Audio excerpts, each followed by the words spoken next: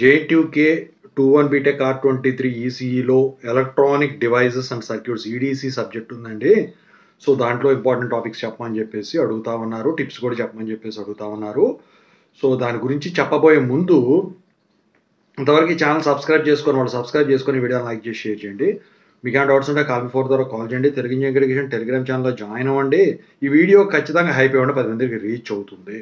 అయితే టిప్స్ చెప్పబోయే ముందు ఇంపార్టెంట్ టాపిక్స్ చూద్దాం. యూనిట్ 1 చూసుకున్నట్టయితే review of semiconductor physics junction diode characteristics. ఇందులో వచ్చేసరికి రివ్యూ ఆఫ్ సెమీకండక్టర్ ఫిజిక్స్లో వచ్చేసరికి కండక్టివిటీ ఇంట్రెన్సిక్ అండ్ ఎక్స్ట్రెన్సిక్ సెమీకండక్టర్స్లో ఇంట్రెన్సిక్ ఎక్స్ట్రెన్సిక్కి కంపారిజన్ అడుగుతారండి. ఆ తర్వాత హాల్ ఎఫెక్ట్ ఏమో షార్ట్ క్వశ్చన్ కింద అడుగుతాడండి. ఇక ఆ తర్వాత కంటిన్యూటీ ఈక్వేషన్ డెరివేషన్ అడుగుతాడండి. ఇక ఆ తర్వాత వచ్చేసరికి ఏంటంటే define Fermi level in extrinsic semiconductors or intrinsic semiconductors అని చెప్పేసి అడుగుతాడు. ఇక జంక్షన్ డయోడ్ క్యారెక్టరిస్టిక్స్లో పిఎన్ జంక్షన్ డయోడ్ సింబల్, దాని ప్రిన్సిపల్ ఆఫ్ ఆపరేషన్ రాయమని చెప్పేసి అడుగుతాడు. ఇక దాని విఐ క్యారెక్టరిస్టిక్స్ కూడా ఎక్స్ప్లెయిన్ చేయమని చెప్పేసి అడుగుతాడండి. దాని మీద ప్రాబ్లమ్స్ కూడా వస్తాయండి. ఆ డయోడ్ కెపాసిటెన్స్ కనుక్కోవటం, డయోడ్ రెసిస్టెన్స్ కనుక్కోవటం, వీటన్నిటి మీద ప్రాబ్లమ్స్ ఉంటాయి. ఇక ఈ యూనిట్లో టిప్స్ చూసుకున్నట్టయితే మీరు సింబల్ వేయాల్సిందే, ఓకేనా. ఇక విఐ క్యారెక్టరిస్టిక్స్ కరెక్ట్గా గీయాల్సిందే, వాటికి నీట్గా మెన్షన్ చేయాలి. వోల్టేజ్ యాక్స్ ఏది, కరెంట్ యాక్సెస్ ఏదని చెప్పేసి, ఓకేనా. ప్రిన్సిపల్ ఆఫ్ ఆపరేషన్ ఇదంతా కూడా చాలా జాగ్రత్తగా చేయాలి. సో విఐ క్యారెక్టరిస్టిక్స్ ఆపరేషన్ కూడా ఎక్స్ప్లెయిన్ చేయాలి 2 మోడ్లో, రివర్స్ బయాస్, ఫార్వర్డ్ బయాస్ అని చెప్పి సెపరేట్గా హెడ్డింగ్ పెట్టేసి. ఇక యూనిట్ 2లో special semiconductor devices diode circuits 2 ఉన్నాయండి. స్పెషల్ సెమీకండక్టర్ డయోడ్స్లో వచ్చేసరికి జీనా డయోడ్ మీద వచ్చేసరికి సింబలు, వాటి ప్రిన్సిపల్ ఆఫ్ ఆపరేషను, వాటి విఐ క్యారెక్టరిస్టిక్స్ ఇవన్నీ అడుగుతాడండి. ఇక అప్లికేషన్స్ ఏమో షార్ట్ క్వశ్చన్స్లో అడుగుతాడు. ఇక ఆ తర్వాత అందులో ఇంపార్టెంట్ ఫోటో డయోడ్ కానీ టన్నల్ డయోడ్ కానీ అడుగుతాడు. లేకపోతే యూజీటీ మీద కంపల్సరీగా క్వశ్చన్ అయితే ఉంటుందండి. What is SCR silicon control rectifier ఉంది కదా, దాని మీద construction, principle of operation, VI క్యారెక్టరిస్టిక్స్తో సహా గీయమంటారు. ఇక్కడ మీరు బ్యాక్ టు బ్యాక్ కనెక్ట్ చేసి గీయమన్నా కూడా గీయాల్సి ఉంటుందండి. సింబల్ గీసేసి principle of operation along with VI characteristics కరెక్ట్గా గీస్తే మీకు మార్కులు పడతాయి. అయితే అడ్వాంటేజ్ డిసడ్వాంటేజ్ కూడా రాయొచ్చు, అప్లికేషన్స్ కూడా రాయొచ్చు, నో ప్రాబ్లం ఎస్ఐ క్వశ్చన్స్లో. ఇక అందులో డయోడ్ సర్క్యూట్స్లో వచ్చేసరికి ఏంటంటే ఏమడుగుతాడంటే నాకు తెలిసి ట్రిప్పింగ్ సర్క్యూట్స్ మీద అడుగుతాడు. క్లిప్పింగ్ అట్ 2 ఇండిపెండెంట్ లెవెల్స్ మీద ఎక్కువ శాతం అడుగుతాడండి. ఇక ఆ తర్వాత what is the purpose off peak detector, ఆ తర్వాత శాంప్లింగ్ గేట్ మీద అడుగుతాడు. ఇక ఆ తర్వాత full wave rectifier compulsory, bridge rectifier కూడా అడిగేదానికి ఛాన్స్ ఉంటుందండి, వాటి మీద ప్రాబ్లమ్స్ కూడా ఉంటాయండి. ఇక ఆ తర్వాత పై సెక్షన్ ఫిల్టర్ మీద అడుగుతాడు. ఇక ఫిల్టర్స్ కంపారిజన్స్ మీద ఖచ్చితంగా క్వశ్చన్ ఉంటుంది. ఇందులో చెప్పుకోవడానికి ఏం లేదండి, డయాగ్రామ్స్, వాటికి సంబంధించిన థియరీ రాసుకోవడం, ప్రాబ్లమ్ ఇస్తే ఫార్ములాస్ అవి రాసుకుంటే సరిపోతుంది. ఇక యూనిట్ 3 చూసుకున్నట్టయితే ఇందులో మీకు వాళ్ళు ఇచ్చింది transistor characteristics, transistor biasing and thermal stabilisation.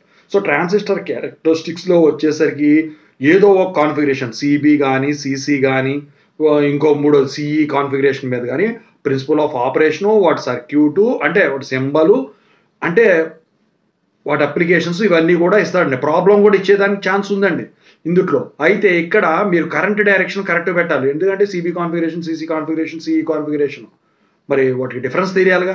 Comparison ఖచ్చితంగా ఇస్తాడండి ఈ మూడింటికి, క్వశ్చన్ గ్యారంటీ అది, ఓకేనా.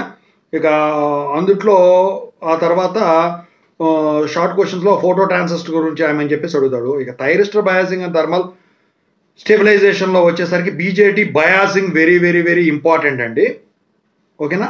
రకరకాల biasing, what are the different types of biasing అని అడగవచ్చు, లేకపోతే అందులో పర్టికులర్గా మెన్షన్ చేయొచ్చు బయాసింగ్ గురించి, కలెక్టర్ టు బేస్ బయాస్ గురించి చెప్పమని చెప్పి, సెల్ఫ్ బయాసింగ్ అంటే ఏంటని చెప్పేసి అడుగుతాడు, ఓకేనా. ఇక స్టెబిలిటీ ఫ్యాక్టర్స్ గురించి కూడా అడుగుతాడు. ఇక తర్వాత థర్మల్ రన్అవే అంటే ఏంటి, థర్మల్ స్టెబిలిటీ అంటే ఏంటని ఎస్ఏ క్వశ్చన్ అడిగేదానికి ఉంటుంది ఏబి కింద. ఈ రెండింటిలో చాలాసార్లు ఇచ్చారనేది. ఇక యూనిట్ 4 చూసుకున్నట్టయితే స్మాల్ సిగ్నల్ లో ఫ్రీక్వెన్సీ ట్రాన్సిస్టర్ యాంప్లిఫైయర్ మోడల్స్, ఇందులో బీజేటీ గురించి అడిగాడు. సో ఇందులో ఈ hybrid model, transistor hybrid model మీదే క్వశ్చన్ ఇస్తాడంటే కంపారిజన్ ఏదైతే ఉంటుందో వీటికి ఈ సిబిసి ఈసీసీకి ఖచ్చితంగా అయితే క్వశ్చన్ ఉంటుంది, ఓకేనా. సో ఇందులో ఎక్కువ శాతం థియరీ అను సింబల్ డయాగ్రామ్స్ ఉంటాయి అంతే. డెరివేషను హైబ్రిడ్ మోడల్లో ఏమన్నా ఇస్తే ఇవ్వచ్చు. ఇక యూనిట్ 5 చూసుకున్నట్టయితే ఫెట్ ఫీల్డ్ ఎఫెక్ట్ ట్రాన్సిస్టర్ టైప్స్లో వచ్చేసరికి జేఫెట్ మీద కానీ మాస్ఫెట్ మీద కానీ ఖచ్చితంగా ఇస్తారు. ఎక్కువ శాతం నాకు తెలిసి ఈ రెండింటి మీద కంపారిజన్ కూడా ఇచ్చేదానికి ఛాన్స్ ఉంది. ఒకవేళ మాస్ఫెట్ కానీ జేఫెట్ కానీ ఇస్తే సింబలు, వాటి theory of operation, applications, advantages, డిసడ్వాంటేజెస్తో సహా రాసేసేయండి. ఇక అందుట్లో తర్వాత పీమోస్ ట్రాన్సిస్టర్ అంటే ఏంటి దాని గురించి అడుగుతాడు. ఇక ఆ తర్వాత వెరీ ఇంపార్టెంట్ బైపోలార్కి మాస్ డివైస్ కంపారిజన్ అడుగుతాడండి. ఇక తర్వాత వచ్చేసరికి నాకు తెలిసి ఫెట్ గాను యాంప్లిఫైయర్స్కి కంపారిజన్ ఖచ్చితంగా అడుగుతాడు. మ్యాక్సిమం వచ్చేసరికి క్వశ్చన్స్ ఇలాగే ఉంటాయి 5 యూనిట్లో కూడా. అయితే ఈడీసీ వచ్చేసరికి ఏంటంటే మీకు ఈసీ వాళ్ళు కాబట్టి ఈజీగానే ఉంటుంది. అయితే ఇక్కడ చాలామంది నన్ను అడిగేది ఏంటంటే, సార్ ఇవి థియరీ ఇచ్చాడు అనుకోండి, బొమ్మలు గీసేసేసి మామూలుగా విఐ క్యారెక్టరిస్టిక్స్ ఇలాంటివి గీస్తే సరిపోతాయా అంటే, నాకు తెలిసి ఇందుట్లో ఈడీసీ మొత్తం మీద కూడా మీరు ఫస్ట్ సింబల్స్ నేర్చుకోండి. ఎస్సీఆర్ సింబల్ అంటే ఏంటి, డయోడ్ సింబల్ అంటే ఏంటి, ట్రాన్సిస్టర్ సింబల్ అంటే ఏంటి, వాటి కాన్ఫిగరేషన్స్, తర్వాత ట్రాన్సిస్టర్ కాన్ఫిగరేషన్స్, ఈ జేఫెట్, వీటన్నిటి కూడా సింబల్స్ తెచ్చుకోండి. What are the different types of semiconductor devices అంటే రాసేయచ్చు. వీటిని వాటి సింబల్స్ కూడా ఇస్తే సరిపోతుంది. షార్ట్ క్వశ్చన్ అంటే ఇక తప్పదు, ఎగ్జాక్ట్గా రాయాలి. ఓకేనా? సో అది నేర్చుకున్న తర్వాత వాటి మోడ్ ఆఫ్ ఆపరేషన్, ఒకదానికొకటి డిఫరెన్స్ ఏమున్నాయి, ఆ తర్వాత అడ్వాంటేజెస్, వాటి డిసడ్వాంటేజెస్ నేర్చుకోండి అన్నిటి కూడా. ఆ తర్వాత వాటి అప్లికేషన్స్ కూడా చూసుకోండి. ఖచ్చితంగా వీటిల్లో పాస్ మార్కుల వరకు అయితే ఉంటాయండి. ఇక ఆ తర్వాత ప్రాబ్లమ్స్ పరంగా చూసుకుంటే డయోడ్ మీద అయితే సింపుల్గా ఫార్ములాస్ గుర్తుంటాయి. కానీ ముందుకెళ్తే కొన్ని ట్రాన్సిస్టర్స్ మీద కరెంట్ ఫ్లో, కేసీఎల్, కేవీఎల్ ఎలాంటివి రాకుండా మీరు చేయలేరండి. సర్క్యూట్ ఉంటుంది కదా ట్రాన్సిస్టర్ పెట్టి, ఎందుకంటే కేసీఎల్ అప్లై చేస్తేనే కదా అక్కడ మీరు కరెంట్ ఫ్లో ఈక్వేషన్ వస్తుంది. సో వాటి మీద వస్తే ప్రాబ్లం. వాటికి మీరు చేసేది గుర్తుంచుకోవడానికి ఏం ఉండదండి, బై హార్ట్ చేయడానికి కూడా ఉండదు, అక్కడే ఇది చేసుకోవాలి. సో అయితే మీరు సీసీకి, సిబికి, సిఈకి ఏదైనా కానీ ఈ 3 ఆపరేషన్స్ ఉన్నప్పుడు వాటి కంపారిజన్ చూసుకోండి. ఆ తర్వాత వాటి కరెంట్ ఈక్వేషన్స్ చూసుకోండి. వాటి వోల్టేజ్ ఈక్వేషన్ విబిఈ, విబివి, విసిసి ఇవి కనుక్కోవడం ఎలా, సో అవి చూసుకోండి. సో ఖచ్చితంగా చెప్తున్నాను, వాటి మీద ప్రాబ్లం ఇస్తే మీరు చేయగలుగుతారు. ఇక ఆ తర్వాత మిల్లీస్ అంటే ఏంటి, మైక్రోస్ అంటే ఏంటి, కిలోస్ అంటే ఏంటి, మెగాస్ అంటే ఏంటి, అవి తెలుసుకోండి. వోల్టేజ్, కరెంట్, రెసిస్టర్, వీటికి యూనిట్స్ తెలుసుకోండి.